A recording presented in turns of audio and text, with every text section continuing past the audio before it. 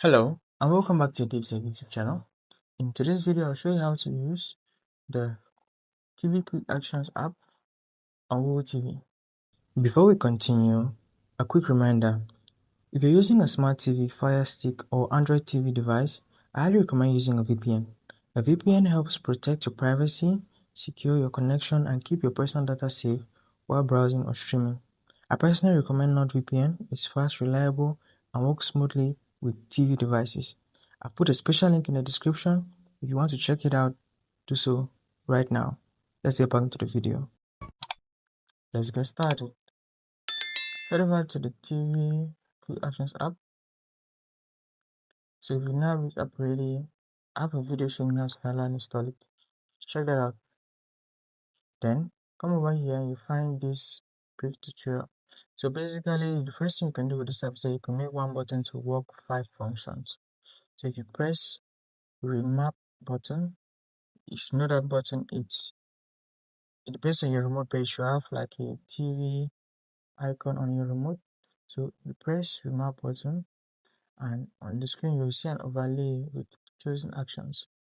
It can take you to an app, it could take you to settings, it could take you to home, it could bring up mouse mode, whatever you choose.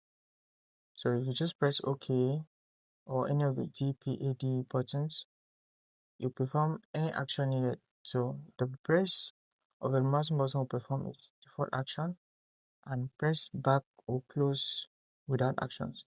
So you can map unusual or usual actions that are on single, double, or long press. So now you have to warn that it's difficult to get the app to work on all devices. Sometimes it may not work depending on the device you have. So different devices run Google TV. So please ensure that it's working with you. If it does not work with you, just understand that it's because the app doesn't work on all devices. You could give a heads up to the developer if you would like to see that feature come in future. So also you have to allow this application to display over other apps. So you have to press allow and give permissions for the app to display over other apps, because that's primarily how it works. It's going to display over other applications, display over the home screen, and so on. So when you come to this, just click on TvQuickActions, and now enable the application there. Then you can come back. So you also have to disable battery optimization because you'll be trying to run down background apps. So turn that off if you have it on, and continue. So on my device, I do not have. Just come to special access and then have energy optimization. So find the application. So this is an alphabetical list. All the applications on the TV are here. So you're going to move to TV. So the T, turn this off so it will be not optimized. And from there you can continue into the app. So that's everything you need to know about the startup of this application. From here, just agree to the terms and services. Then go to device on accessibilities.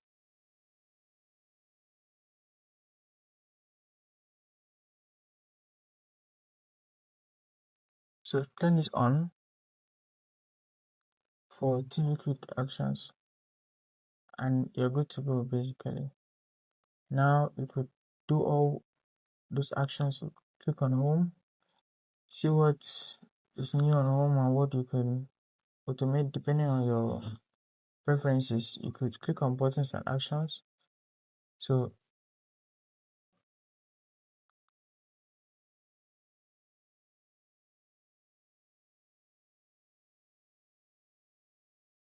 now you can map different buttons to different actions. You will just click on add the button and now you press the new button. Will also be warned that some buttons can be remapped. So for instance, you have a home button in your TV or the volume up and down buttons.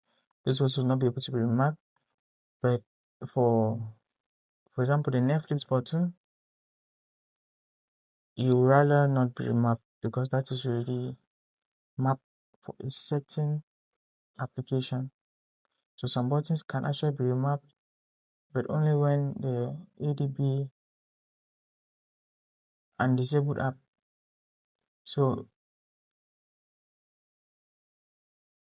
choose the button you want to remap.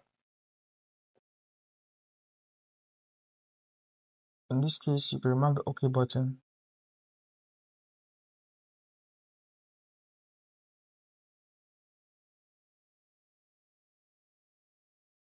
I actually recommend that you remap a button you don't use too often. And when that's done, you could have all those actions come up on that particular button.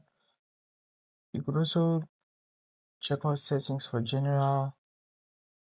You could look at mouse mode. You could look at ADB as we were talking about earlier, and put all of these settings to the configurations that you desire.